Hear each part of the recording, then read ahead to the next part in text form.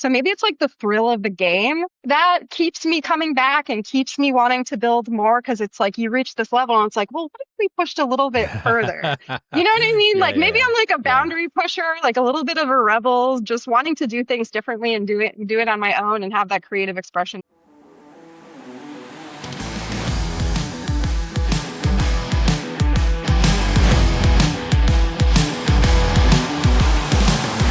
Hey, everybody, welcome to the Leadership Syllabus. I'm your series host and leadership performance coach, John Jaramillo.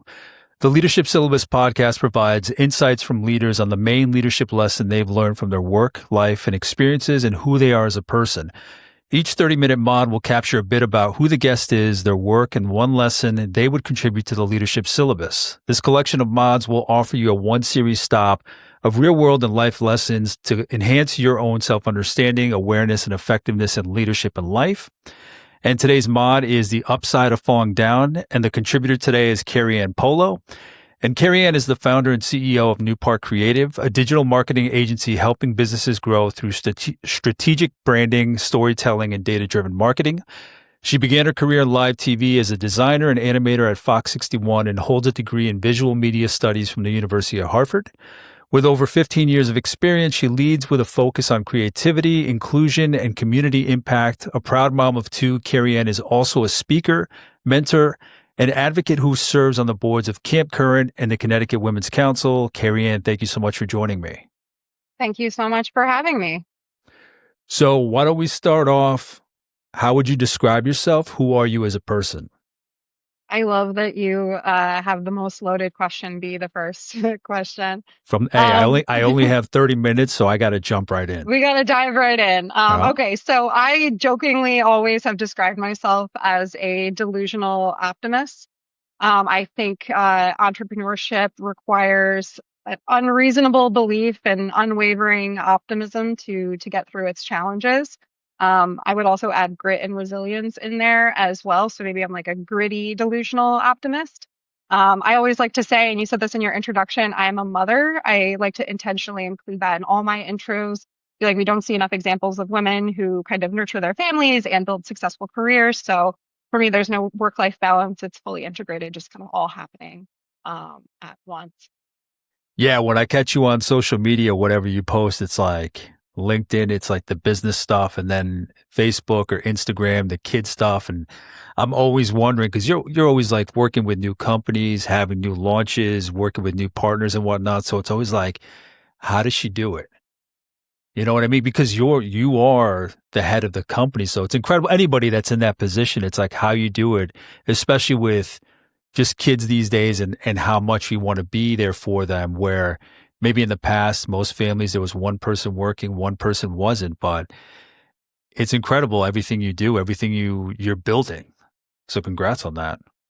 Thank you. Yeah, and I mean, like this relates to the topic of conversation, but it's like you're pretty much always letting someone down, right? Because you can't prioritize family and career at the same time. It's just like every day of the week you have to pick what that priority is, what that focus is to keep things from moving forward. But I also feel like women especially have this instinctive kind of feminine ability to nurture, and I think that goes into my like it relates to my leadership style because when I have conversations with people, I have the ability to help them feel supported, respected, feel good about themselves. So I feel like the blend of kind of strength and softness is actually central to how I show up professionally.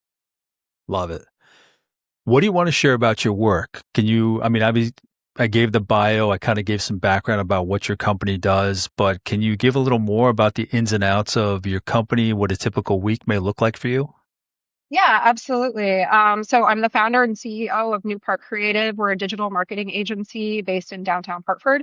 Our business serves mid-market B2B organizations, so business to business, and some select nonprofits and consumer brands as well. Our portfolio includes everything from healthcare to technology, aerospace, manufacturing, financial services. And we've been in business for 12 years.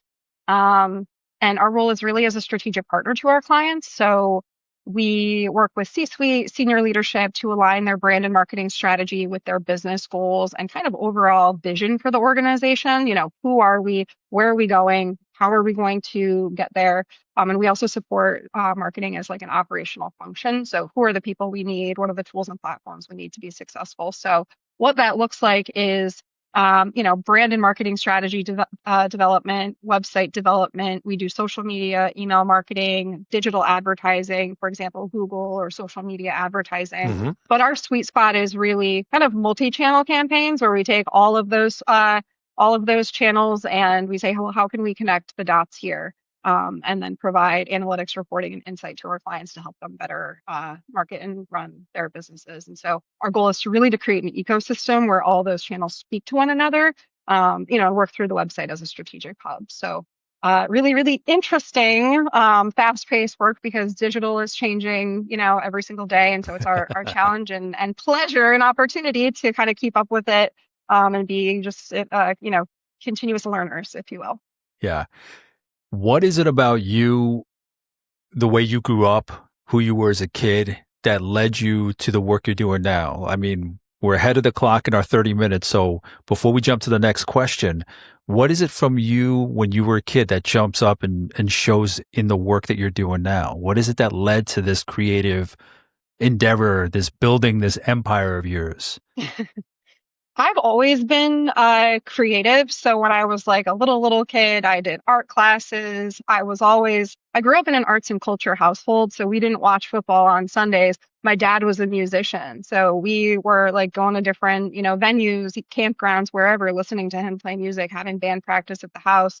My mom is into arts and culture. So she got me into private, art lessons as a kid. And then I reached an age where, art was becoming digital when I Hmm. was in, let's say, just like high school and kind of going into like early college years. And I was like, oh my God. So I've applied I went to Manchester Community College and my concentration was communication. And I had to take this video editing class. That was literally like iMovie, cutting the video clips together to make something. I walked out of the first class and I was like, oh my God, I can get paid. Because I was always like, how can I get paid to do art? I was like, how I could get paid to do this? I Yeah. went from the classroom door down to the registrar's office. Same day, changed my path to whatever it was at the time, multimedia studies, and the rest was history. So I grew up around arts and culture. And as far as being an entrepreneur, I don't know where that comes from. You got to be able to trace it back somewhere. Is it the creative part? Is it kind of taking You know what whatever it you is? can and Yeah, I do have an answer for this. I think it is being a little out there, a little bit of like a creative risk taker, because there is a bit of like the thrill of the risk. Maybe risk isn't the right word, but like the chase, right? yeah. When you're an entrepreneur, because you're always taking a calculated risk or gamble. So maybe it's like the thrill of the game that keeps me coming back and keeps me wanting to build more because it's like you reach this level and it's like, well, what if we pushed a little bit further? You know what I mean? Yeah, Like maybe yeah, I'm like a yeah. boundary pusher, like a little bit of a rebel, just wanting to do things differently and do it on my own and have that creative expression. So I probably think that would probably be a good answer. Yeah. But I think that yeah, that creativity plays into it. If you have I believe from what I see, if you have like that little bit of you can tolerate that risk a little, it really is like a canvas. It's like, okay, what can we make? And the canvas is expanding and you're just going to those borders, stepping up to the borders, and now the canvas is expanded more. I mean, just think about the ecosystems that you're building. I mean, did you ever think that it'd come to an ecosystem for your business, that you'd be building these ecosystems? Right? It's like you're evolving with the times and what it calls for, right? Yeah, absolutely. I mean, I just wanted to design cool stuff back in the Yeah, day. yeah, yeah. I had no idea. But relating back to the topic of leadership and taking risks, what they don't tell you is you can have all the best advisors, you can have the best mentors, but at the end of the day, the choice to take the calculated risk or the choice to lean one way or the other, that is your decision and you have to live with that decision, and nobody tells you how hard it's going to be. They say like it's lonely at the top. It's really true because you have to live with your decisions and every day recalculate and reassess and realign and say am I making the right decisions, and that can weigh on you, and you have to have a certain amount of grit and resilience to live in that place. So what is it, in your words, what is it that kind of, with each day that comes, it's lonely at the top. What is it that keeps pushing you? I think being a lifelong learner, because I get to do something different and every challenge is different. So that really, really drives me. I'm also super driven by the people around me. Like my team is like the best of the best, most ambitious, creative, talented, like people I could ever imagine, working with. I should say working for, because I work for them. And they're like in a constant, race to like outbest themselves, not the people like next to them. And so to like be in an environment where people are just like curious and innovating and asking like, fearlessly asking questions, um, to be a part of that, to be like a part of that creative community and to feel like you're a part of um, a group of people that are building something is like there's no better feeling. Yeah. And so I love that so much. So based on your work, launching your company, building your company in general, aside from the leadership component, what's the biggest lesson you've taken away from the work you've done? So I have a few answers for this question. I think that one of my biggest takeaways, and this like it applies to everything in life, is that listening is a superpower, right? Relationships are everything, people are everything. I think that listening first, if you can learn to listen first and respond with curiosity instead of cynicism or criticism or whatever, like it opens doors, it deepens relationships, it can really transform conversations. So I think it's become one of my greatest skills. And I think if you're not listening, you're missing out, right? So many people, maybe at a glance might not have something to offer. Today you might not have something to offer me, and therefore you're not, worth the conversation. But that's like a short-term game. I'm playing a long game. And so I think like listening and acting in service of others comes back to you tenfold, or taking the time to make the connection. I've had people refer business to me 5 years later, 10 years after I met them, just because I took the 20 minutes to listen to their story, or maybe I give them advice, or maybe I talked to their, kid in college and gave them some advice, or made a quick email like introduction. Like it comes back to you in unexpected ways. And I would also say that authenticity as a differentiator. I think early in my career, I spent a lot of time looking at other agency models, how they stood out in the market, what they were doing. And you could see the same thing in our personal lives, right? Like we're broadcast so much stuff on social media and culture. Like you're constantly looking at what everyone else is doing, but nobody can do it like you. So do it your way. We spend too much time looking at the competition, and we lose sight of the fact that like as a business, we don't have to do it the best or be the best. And we don't even have to be better than the competition. We just have to do it really fucking good for our customer and for our Yeah. team. And that's all that matters at the end of the day. Um, I have one example. I was watching videos of Sha'Carri Richardson. She's the Olympic runner who's just like absolutely exceptional. And I'm watching videos of her from like around the time of the Olympics. And I was like, damn, she never looks at the person next to her when she's running. Not once, right? She Yeah. tracks the competition in her peripheral and she just plows ahead. And I think great leaders do that really, really well. They understand like what's the noise and what's, more important, and have that ability to kind of like Yeah, trudge through it. So that's great. I think, and listen, any lessons that I talk about, any lessons that anybody here shares, you can apply to, it's not minimizing it, but you can apply it to kids all the way to senior executives. The language is different, but the lesson is there. So when you were talking, I was just remembering my kid doing sprints in flag football, my 6-year-old. And as he's running, he's looking at the person next to him to make sure that meanwhile, it's not a race. It's just a warm up. But I keep telling him, buddy, don't look at the person next to you, because you're losing time, and like, you may not think it, but you're losing energy by looking over, because your body's kind of more cautious if you're looking away from your path. So run as fast as you can, but don't worry about where they are, because you're gonna lose time and energy in that. So That's what came to mind when you said that. And that's such a lesson that applies to everything. How much credit, how much we give away from ourselves, of ourselves, by focusing so much on what other people are doing.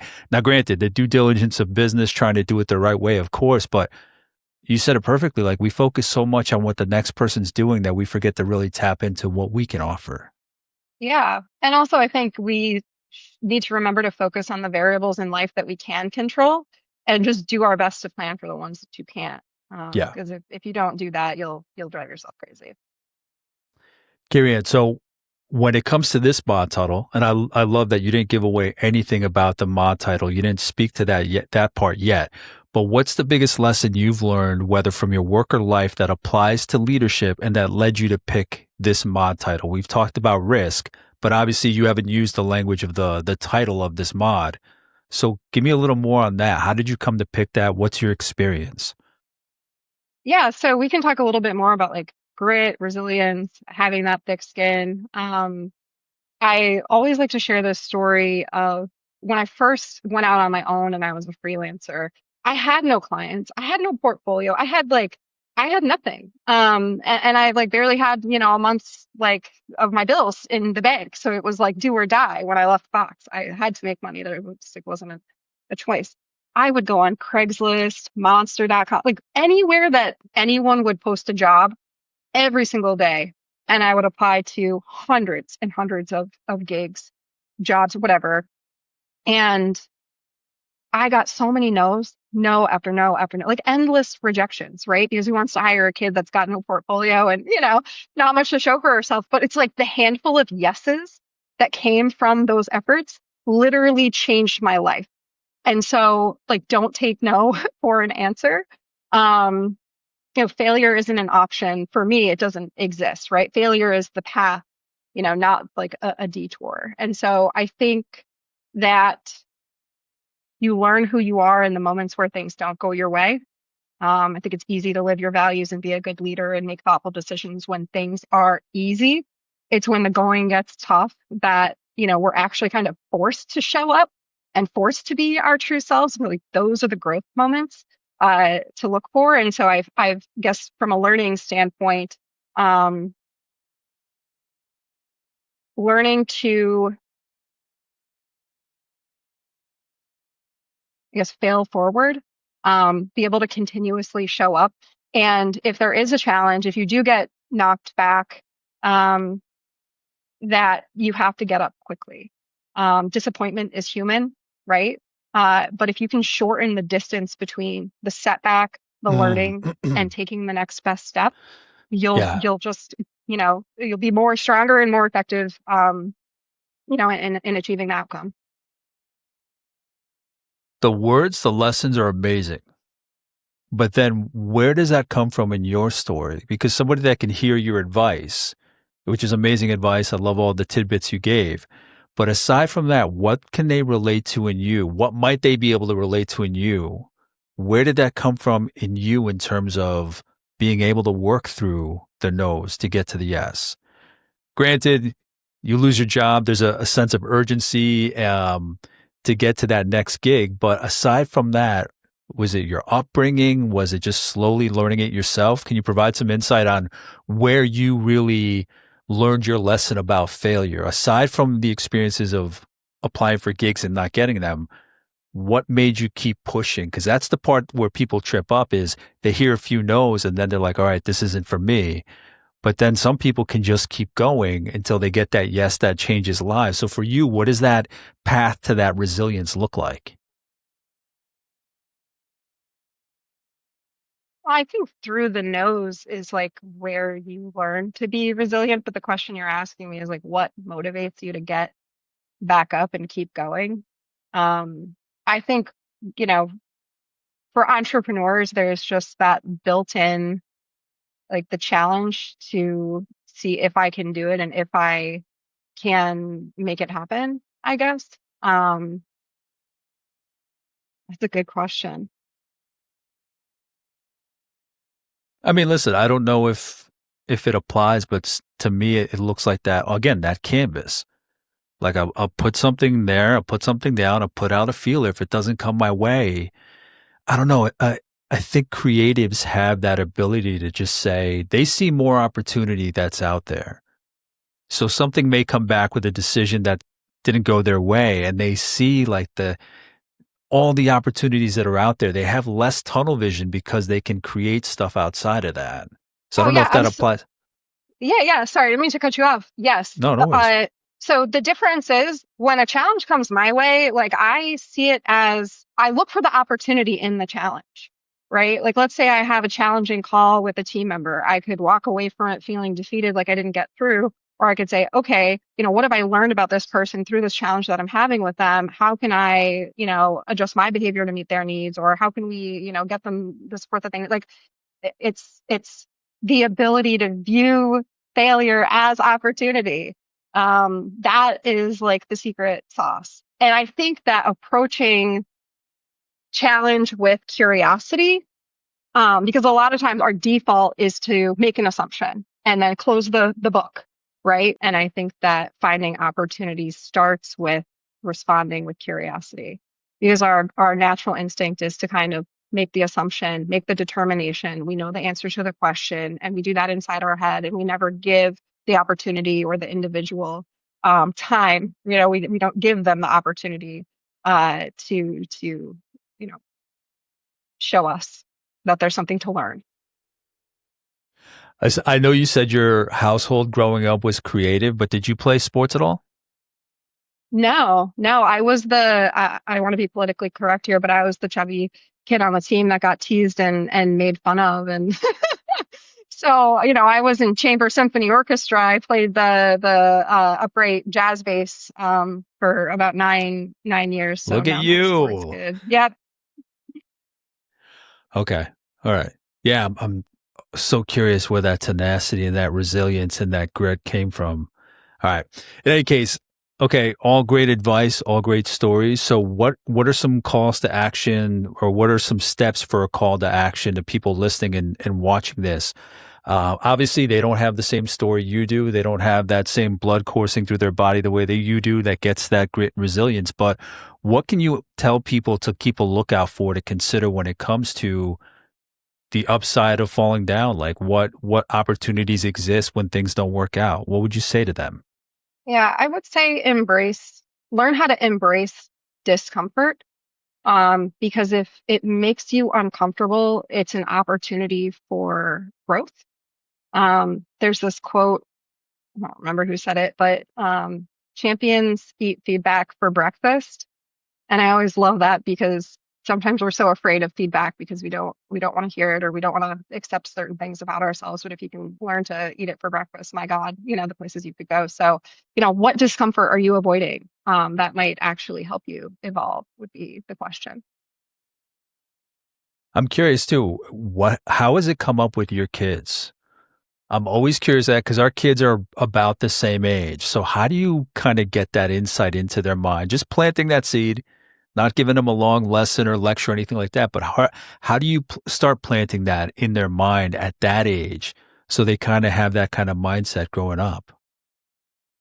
I think it's about having conversations with them.